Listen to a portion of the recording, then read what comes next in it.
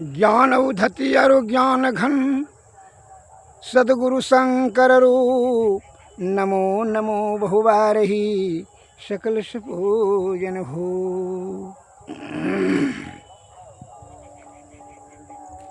देशवासियों को मेरा हार्दिक नमन।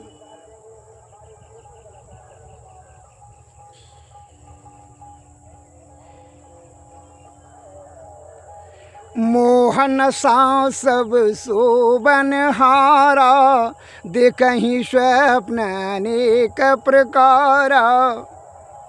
रामायण में तुलसीदास जी ने, हमारे महान संतों ने वर्णन किया है यह शब्द का कि मोह के नशाओं में सो करके नाना प्रकार का स्वप्न देख रहे हैं, जबकि वो जानता है कि मृत्यु अटल सत्य है। अरे तू सही से नहीं जान रहा है कि मौत निश्चित है। जब तू जिस दिन सही से जान लेगा कि मौत निश्चित है तो तुम्हारा भोग क्या होगा, छिन्न होने लगेगा। लेकिन तुम इतना आसक्ति बढ़ जाता है। दुखों का प्रमुखतः 3 कारण बताए हैं संत विद्वान लोग। आसक्ति, अज्ञानता और अभाव। लेकिन आसक्ति इतना अनावश्यक आसक्ति तू काहे करता है। मेरी स्त्री है, ये मेरा पुत्र है, पुत्री है, धन है, संपत्ति है, मेरा मकान है, दुकान है, इतना आसक्ति काहे करता है रे, जबकि तुम जानता है कि मरना तो निश्चित है। अरे उसके बारे में सोचो कि मरता कौन है। कभी इस पर विचार किया? मन और अहंकारे में आकर करके यह 5 ज्ञान इंद्रियां जो है, रूप रस गंध शब्द स्पर्श, इसी के चक्कर में तुम क्या करता है, अपना कीमती समय को, यह मूल्य जो आयु को गंवा देता है। कभी इस पर विचार किया है कि और कुछ ऊपर सोचो। बड़ा स्वादिष्ट भोजन है, बड़ा सुंदर स्त्री है, यह बड़ा शत्रु है, हमरा दमन करेंगे, बड़ा खुशबू बढ़िया है, बड़ा ये कठोर बोलता है, यह बड़ा मधुर बोलता है। अरे यही सब तू सोचते रहेगा। बड़ा इसका जो है ना, बड़ा बढ़िया चीज को आलिंगन करेंगे, तू इतने सब सोचेगा रे। और तुम्हारे पास कोई काम ना है, कोई काम धाम है कि नहीं। ये नहीं सोचता है कि मौत तो निश्चित है, उसका निवारण करने के लिए क्या करते हो। और उसके बारे में कुछ सोच, नहीं तो कीमती समय तुम्हारा पार हो जाएगा। इसलिए हमारे गुरु महाराज ने कहा है कि छन छन पल पल समय सिरा होवै, नर तन दुर्लभ फिर नहीं आवै। छन छन पल पल समय सिरा होवै, नर तन दुर्लभ फिर नहीं आवै। धन जन परिजन सहित अपन तन, सब छाड़ी जेहु कामन अंत न आवै। नर तन दुर्लभ फिर नहीं आवै, दुर्लभ मानुष तन करिए गुरु भजन। बिना रे भजन व्यर्थ जन्म गंवावै, छन छन पल पल समय सिरावै। नर तन दुर्लभ फिर नहीं आवै। गुरु गुरु जपु नाम, गुरु ध्यान धरु राम, गुरु पद नख मनि स्तन मुख लखावै। नर तन दुर्लभ फिर नहीं आवै, पद नख बिंदु धरी मन दृष्टि थिरी। करी नखेंदु भानु में गुरु रूप पावै, यही विधि ध्यान धरि दिव्य दृष्टि। करी करी राम नाम सार धुन गुरु पर खावै। नर तन दुर्लभ फिर नहीं आवै, गुरु ही सो शब्द रूप शांति प्रद अनूप। मैं यही विधि गुरु भजी मोक्ष पावै। नर तन दुर्लभ फिर नहीं आवै, छन छन पल पल समय सिरावै। हे मानुष तन, यह जो है प्रकृति ने बड़ी अनमोल जो है यह रतन दिया, आयु रूपी रतन। उनको बनाने में, यह तन की संरचना करने में बहुत जतन करना पड़ा। माँ के उदर कुंड में गर्भपिंड का जो है वहाँ संरचना किया, 9 महीना लगाया उन्होंने। 5 तत्व, 25 प्रकृति, 14 इंद्रियां, सप्त धातु को दे करके इसका निर्माण किया और जीव दिया कि तुम यही तन से तुम परब्रह्म के तरफ बढ़ जाओ, अर्थात मोक्ष प्राप्त करो बड़ी आसीन कृपा करके। और तुम इसमें विषया आसक्त होकर के इसको कमा देते हो। अतः ऐसा भूल न करें, का फिर अवसर नहीं आएगा। अगर यदि आपकी बार अवसर कट गया तो फिर 84 लाख जोनी में आप परिभ्रमण में होने के लिए तैयार रहिए। इसलिए अभी ही जीते जी ही क्या करना है, जीते जी ही गुरु के कृपा से वह मार्ग को, रास्ता को देख लेना। कौन मार्ग को? यह जीवात्मा जो परम ब्रह्म में मिलेगा, कैसे वह रास्ता को आप देख व सुन व समझ लीजिए और जाने का प्रयत्न कीजिए। का समय बहुत कम है, क्षण क्षण में जो है आपका समय नष्ट होते जा रहा है। इसलिए कहते हैं क्षण क्षण पल पल समय सिरावै, समय आपका क्षीण होते जा रहा है। नर तन दुर्लभ फिर नहीं आवै। यह विषय का सुख जो समझ करके सुख से आप अपना सुख समझ रहे हैं, इससे आपको क्या होगा? कुछ नहीं मिलेगा। फिर जो है फिर चूहा की चूहा वही हो जाइएगा। मैं एक लघु कथा बताना चाहूँ। राजा भर्तृहरि, भर्तृहरि राजा का तो नाम आप लोग सुने होंगे, जानते होंगे। उनको जो है वो अपनी रानी से बहुत बेहद प्यार करता था तो थोड़ा धर्म प्रेमी था, भजन भक्ति का सादर सम्मान करते थे, ज्ञानी था। राजा तो बहुत ज्ञानी था, होशियार था, बुद्धिमान था। तो वह क्या है कि उसने बहुत प्यार करता था एक रानी को, उनकी सुंदरता पर बड़ी मोहित, वह जान से भी ज़्यादा प्यार। अब एक बार की है, उसी के राज्य में एक मुनि महर्षि तपस्या करते थे। वो महर्षि को ईश्वर के देवता का प्रसन्न होकर के उनको दिया कि भाई एक तो फल दिया कि इसको खा करके जो है ना चीर यौवन हो जाइएगा, तंदुरुस्त रहे, जवान रहिएगा, स्वस्थ रहिएगा और रोग टोग नहीं होगा, सुंदरता आपका नष्ट नहीं होगा, शरीर में दुर्बलता नहीं होगी। या जो है यह फल लीजिए, खाइएगा महात्मा जी। देवता प्रसन्न होकर के कहा ठीक है ले लेते हैं, ले लिए। और उसने मन में फिर विचार किया कि जो है राजा जो है भर्तृहरि बड़ा धर्मात्मा राजा है।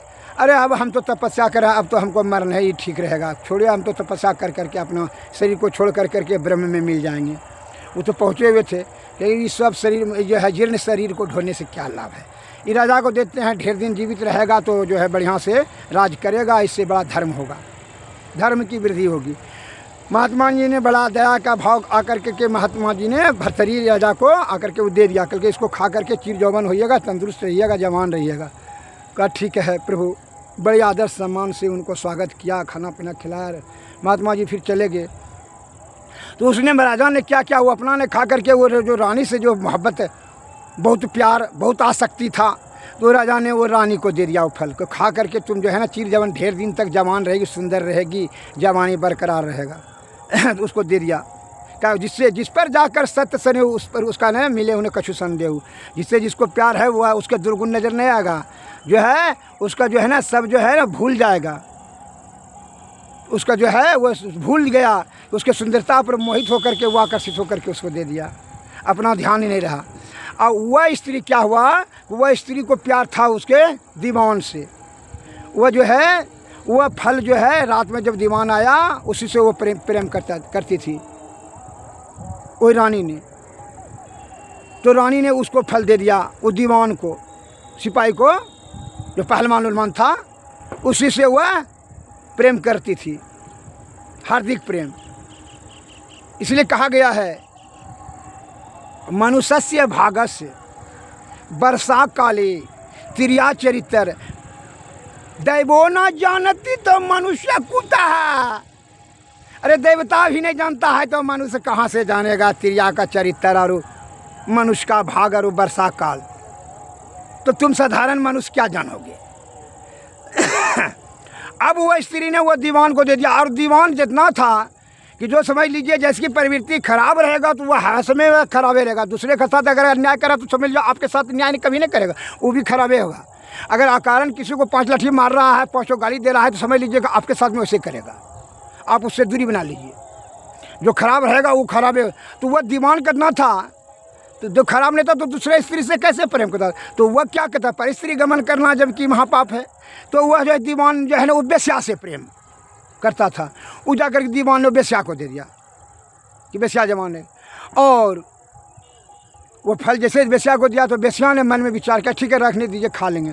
तो वेश्या के पास गमन करके जब गया तो वो वेश्या ने मन में विचार किया कि ये जो है मल मूत्र कप पसीना ढोने वाला शरीर से कितना ये दुष्कर्म जो है ना पाप वाला कर्म करेंगे, जितना जल्दी ही मर जाए, इसको बेसी दिन रहेंगे तो बेसी दिन पाप वाला कर्म करना होगा क्या। इसे उसको मन घिन्न हो गया था, उससे वो अपने पाप कर्म से जो है उब चुकी थी, घिन हो गया। और उसने मन में विचार किया कि यह धर्मात्मा राजा है, राज का तो राजे साहब को देते हैं जो कि सही रहेगा। वो आकर के वेश्या ने राजा भर्तरी को दे दिया वो फल। जैसे फल देखा तो राजा ने कहा आपको किसने दिया? कल के दीवान ने। दीवान को पूछा आपने किस? कल के रानी ने। अब फिर बोलने का जो नहीं, वो समझ गया, राजा भर्तरी समझ गया है जो है प्यार, प्यार का दूसरा नाम धोखा है, हवस है। शुद्ध प्यार किसका है? शुद्ध प्यार किसको कहते हैं? निस्वार्थ, जहाँ स्वार्थ नहीं हो। अरे तृष्णा हवस के चक्कर में तुम अपना जो है क्या है मूल आयु को छीन कर रहा हो। अरे मूर्ख, इतना तो तुमको दिमाग नहीं आ रहा है। तो वृज धातु ही जीवन, धातु ही यौवन, धातु ही शरीर का प्राण, और जिस चोले में धातु नहीं कर ले मरघट का ध्यान। वृज को क्षरण करने में तुम दिन रात सोचते हो और उसी में जो है दिमाग वही कर्म करते हो, कुकर्म। वृक्ष का संयोजन करने के बारे में सोचो, तब दीर्घायुवान, आरोग्यवान, बलवान, बहुभोजी, बुद्धिमान, ज्ञानवान रहेगा, स्वस्थवान। और क्षरण करने में ही तुम आनंद, क्षणभंगुर आनंद के चक्कर में अपने कीमती को वृक्ष को नष्ट कर देता है, मूल आयु को छिन्न कर देता है। इसलिए कहता है संत महात्मा लोग, अरे तुम विषय से ऊपर उठो। इसको झटका लगा, राजा भर्तरी को इस बात सुन करके बहुत अगाध झटका लगा कि हम क्या कहाँ सोच रहे थे, हम इसको प्यार करते, ये दीवान से दीवान, वेश्या से वेश्या हमसे श्रद्धा से नहीं, इतना इसको। वेश्या को क्या हुआ वहाँ? राजा से निस्वार्थ स्नेह और श्रद्धा, प्रेम उसको कहा जाता है, उसको निस्वार्थ। उसमें यह भाव हुआ कि राजा जितना दिन धर्मात्मा रहेगा राज्य का बढ़िया से चलाएगा, धर्म की वृद्धि होगी, अधर्म का नाश होगा, उनका भाव पवित्र होगा। किसका भाव किस स्थिति में पवित्र हो जाएगा कोई ठिकाना नहीं है। और अभी छल कपट बेईमानी शैतानी से जो धन संचय कर लिया वो तो समझ लिया, वो तो सबने आपको प्रभु ही समझता है। प्रभुता पाही का ही मद नहीं। धन का संबंध बेईमानी से, ज्ञान का संबंध है अध्ययन से, बल का संबंध है व्यायाम से। अभी देख रहे हैं क्या है, अपने दूटा पैसा जमा कर ले तो अपने कपड़े आपको टीप टाप अहंकार दिखे उसका, उसके बोली में कितना उपेक्षा का भाव, कितना अहंकार, वाणी में बहानी से ही आपके उसके जो हाव भाव से आपको दिखाई पड़ जाएगा उसका। ये संत का प्रवचन उसको अच्छा लगेगा, थोड़ा कहेगा तू ऐसे ही सब करता है। आज जैसे लगता है वो कितना बड़ा कार्य कर रहा है, बच्चा जन्मा रहा है, छल कपट से पैसा जमा कर लिया तो अपने आप को समझ रहा है कि बड़ा बुद्धिमान हो गया, बड़ा विवेकशील हो गया। तुम क्या करोगे? पशुओं तो बच्चा जन्माता है, खाना खाता है झाड़ा पे, तुम विशेष में क्या हो? तुमको हम विशेषता क्या दें? अरे विशेषता उसको कहे है कि कुछ करेंगे, अहंकार तो अहंकार देखने का दैरोग नहीं है। विषय से ऊपर उठ करके सोचो। ये जीव आत्मा को परम कल्याण हेतु ब्रह्म आत्मा में मिला दो, पर ब्रह्म में मिला दो, सदगुरु के शरण में जा करके यही सबसे बड़ा श्रेष्ठ कार्य है, यही मुख्य उद्देश्य है। धर्म, अर्थ, काम और मोक्ष, ये चारों चीज़ प्राप्त कर लेना है। किसमें? यही अवस्था में जीते जी। यहाँ जो है ना अहंकार करना, काम, भोग, विलास, लोभ, मद, अहंकार, ईर्षा, राग, द्वेष, यह सब कर करके शत्रु दमन, यह सब कर करके तुम्हारा कुछ होने जाने वाला नहीं है। अपना कीमती आयु को तुमने छीन कर दिया। जहाँ अहंकार का भाव होगा या विनम्रता का भाव ने समझ लीजिए कि वह जो है वो बेचारा का जो है मन और अहंकार प्रबल है, उसको सद्बुद्धि अच्छा नहीं लगेगा। इसलिए रामायण तुलसीदास लिखा है, तुलसी पिछले पाप से हरि चर्चा न सहाय, जैसे ज्वरों के ताप से अन्नों की रुचि जाए। जिसको बुखार लग जाता है उसको खीर अच्छा नहीं लगता है। उसी प्रकार जो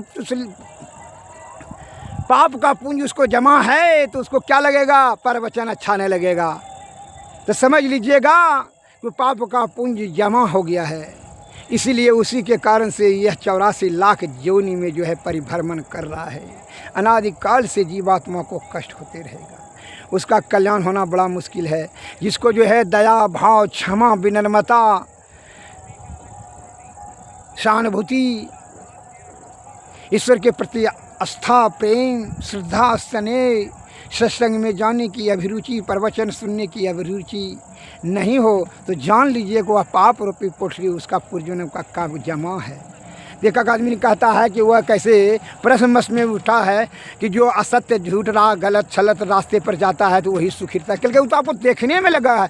पूर्व जन्म का कुछ जन्म उसका पाप जो है ना धर्म जो है जमा है, उसी के लिए जो है वह समझ लीजिए अभी तक वो उसका उसी पर खर्च हो रहा है। और जब वो खर्च गिरेगा हो जाएगा तो इकट्ठे नष्ट हो जाएगा, वो अधर नरक में चला जाएगा। ये बात को सदैव ध्यान रखिएगा। इसलिए आपको इस बात को भी मैं उदाहरण दे सकता हूँ कि सुन लीजिए, मैं दे ही देता हूँ कि नारद जी ने जाकर के विष्णु लोक में शिकायत किया कि भगवान आपका जो पृथ्वी लोक में जो है ना जो नाजायज जाज करता है अधर्म का कार्य का उसी का प्रगति, और जो बढ़िया कार्य करता है उसका तो दुर्गति होता है। क्योंकि कैसे चलिए दिखला दें। वहाँ से विष्णु भगवान के साथ नारद जी आए। एक नदी में जो है गौ माता गाय कीचड़ में फंस गई थी। गैया जो है निकलने का बहुत कोशिश करती थी लेकिन नहीं निकल सकता था। जो है बहुत देर के बाद जो है एक सूट बूट वाला आदमी आया तो सोचा, गैया ने मन में विचार किया कि जो है ना जो है अब जो है निकाल देगा, आदमी आ गया अब निकाल देगा। वो आदमी ने क्या किया कि हम सूट बूट क्या खोलेंगे, तो अहंकार था। तो जो गैया के पीठे पर से उस पार हो गया छरप कर करके। उधर जो है ना सोना जो है क्या हुआ कि जो है पाव भर सोना और जो है नगद 5 लाख रुपया मिला पोटरी में। तो उसको लेकर के खुश होकर के खुशी से चला गया। और तब उसके बाद जो है एक किसान धोती समर करके समझ जो है आया। बेचारा सीधे सरल सज्जन थे, शुद्ध चित्त आत्मा था उनका, कोई छल कपट पर नहीं था। वह जैसे गैया को देखा उस अवस्था में कीचड़ में फंसी हुई धोती समेट करके धाए से उसको गैया से पूरा जोरदार लगा करके गैया को ऊपर कर दिया, कीचड़ से बाहर कर दिया। तो फिर जैसे वह निकला गैया को बाहर करके निकला तो इतना बड़ा बेल का कांटा गड़ गया और वह रोने लगा दर्द से। तब नारद जी ने कहते हैं बोला कि देखिए भगवान, उसको जो है 5 लाख रुपया और सोना मिला आधा किलो और इसको काटा।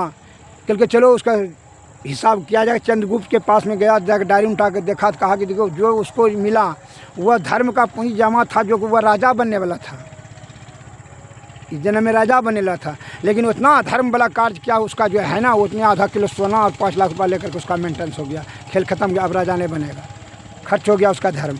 और इसका जो है अब क्या होने वाला था, इसको विषधर सांप ने काटा और मरने वाला था रात में, आज रात में। लेकिन यह उपकार का जो कार्य किया इसलिए धर्म में परिवर्धन हो गया, उसका मृत्यु टल गया। और वही जो कुछ कसर रहा था तो वही बेल का कांटा गड़ कर करके उसको आपूर्ति हो गया। अब इसकी आयु वृद्धि हो गई।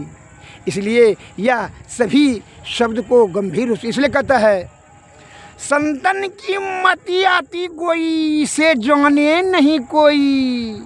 संतों के बात को जो बूझे उसे तीनों लोग सूझे। आप यह मत भूलिए कि आपके विचार में ज्ञान में जो बात आ रहा है वही सर्वश्रेष्ठ है, और उससे भी गहराई रूप से जाएंगे तो उससे भी श्रेष्ठ है। यह 5 ज्ञान इंद्रियां से कौन है, वह अंतःकरण इंद्रियां चित्त और बुद्धि है, उसका दोनों का प्रयोग कीजिए, तभी आपका लौकिक और अलौकिक दोनों दृष्टि से कल्याण होगा। मैं अपने शब्द को विराम देता हूँ, फिर आगे पाठ में। शुद्ध चित्त आत्मा रखें, सत्संग भजन करें, छल कपट परपन से कुछ नहीं कर सकोगे भाई। जो तू सोच सोच करके खुश हो रहा है ना, बड़ी दुखदायनी होगा। कुछ लेकर के आए हो जो लेकर जाओगे। हमारे गुरु महाराज कहते थे, he who gripe much hold little. जो बहुत कुछ पाने का इच्छा करता है वो कुछ नहीं पा सकता है, खाली हाथ आया खाली हाथ चला जाता है। माया मिलियन राम दोबधय मिट गया पराम। जो तुम अहंकार से आयुक्त होकर के मन के बहकावे में विषय से आसक्त होकर करके जो अपने समय को जो व्यतीत कर रहे हो, ये सबसे बड़ी भारी भूल है। शुद्ध चित्त आत्मा रख कर करके मन और जो अहंकार का बात को टाल के चित्त और बुद्धि से कार्य करें, लौकिक और अलौकिक दोनों में लाभ मिलेगा। यही हमारा संदेश है हमारे देश के लिए। जय हिंद, जय भारत, नमस्कार, धन्यवाद।